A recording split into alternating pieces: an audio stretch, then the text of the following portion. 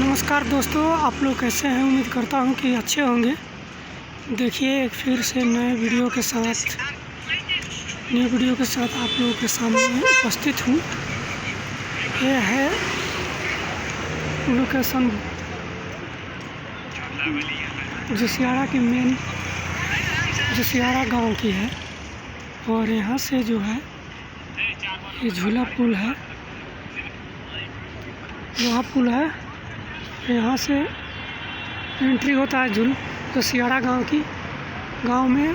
और वो जो टावर दिख रहा है जो सबसे ऊपर है वो है A9। और उसके ऊपर जो है पूरा आर्मी ट्रेनिंग होता है। और ऊपर जो है इसी पहाड़ पे जो सबसे ऊपर जो सबसे छोटा पहाड़ है उसी पे होता है आर्मी ट्रेनिंग। और ये है गंगा जी। देखिए, इसमें स्टीमर सब चलता है। देखिए वो वहाँ पे आ रहा है स्टीमर। देखिए, और यहाँ पे जो है मौसम कब बिगड़ जाए कभी पता नहीं चलता है।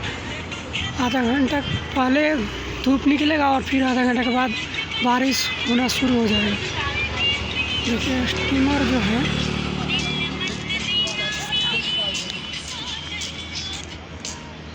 आ रहा है।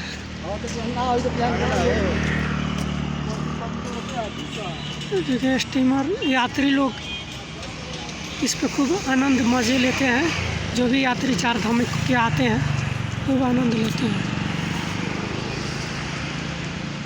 ये देखिए स्टीमर।